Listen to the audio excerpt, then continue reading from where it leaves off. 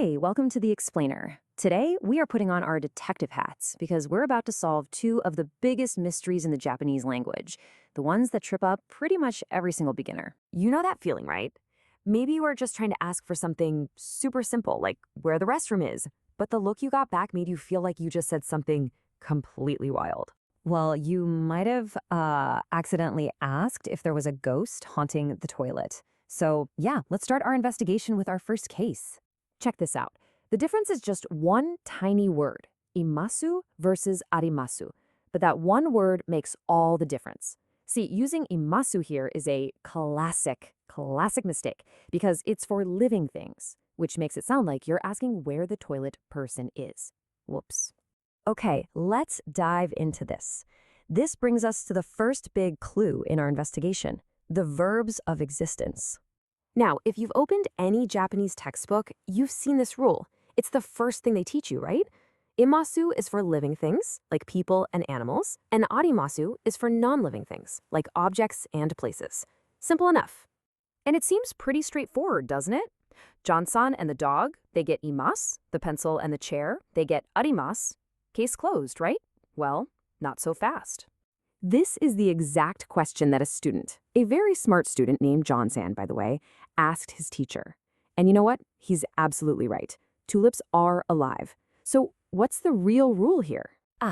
And here comes the plot twist. The real secret, the deeper rule, isn't really about being alive or not. It's actually all about whether something can move on its own. So this is the key. We use iru for things that have self-propelled movement. That's why plants, even though they're alive, get aru. I mean, they can't just get up and walk out of the garden, right? They're rooted to the spot. And this is my favorite part, because it totally proves the point. You might hear someone in Japan say, the train is still here, using iru. And why? Because a train isn't alive, but it sure does move on its own. So there you have it. Mystery solved. Okay, one mystery down. Let's move on to our next case, which builds on this idea. We are now investigating two little particles that cause some big confusion for learners, wa and ga. To crack this one, let's play out a little story. Just imagine, you're walking through a park with a friend, just enjoying the day. And then, all of a sudden, you spot something. You say, oh, there's a cat in the park. Now notice, you use the particle ga. Why? Because you're introducing a totally new piece of information into the world, into your conversation, the existence of this cat. But your friend looks around and says, huh? Where? They can't see it. Now this is the important part.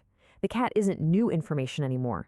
It is now the specific topic you are both talking about. So what do they ask? They ask, where is the cat? Using wa. See that switch? They use wa because the cat is now the established subject you're both focused on, and that right there is the golden rule. So yeah, that little exchange actually reveals something really deep about Japanese communication.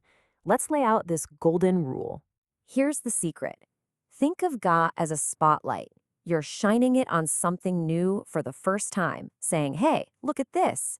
But once you've both seen it, wa takes over. It marks that thing as the shared topic that you're now going to talk about. So, to put it really simply, ga introduces and wa discusses. Ga is for announcing, hey, a dog exists here. And then wa is for saying, okay, that dog we're talking about, it's over there in the park. All right, detective, you've got the clues. Now it's your turn to put on the hat and apply what you've learned. No passive viewing here. Quick quiz for you. You see a beautiful, totally unique building for the first time ever. You want to point it out to your friend. What do you say? Just think about it. Is this building new information or old, shared information in your conversation? And the answer is B. Of course it is. You're introducing brand new information, so you have to use ga. If you got that right, fantastic job. You've cracked the case. Okay, so let's recap our investigation today. Key takeaway number 1, forget living versus non-living. Think moves on its own or doesn't. And key takeaway number 2, ga is for introducing brand new info, and wa is for discussing something that's already the topic. You know, the best way to really make this stuff stick is to just go out there and use it.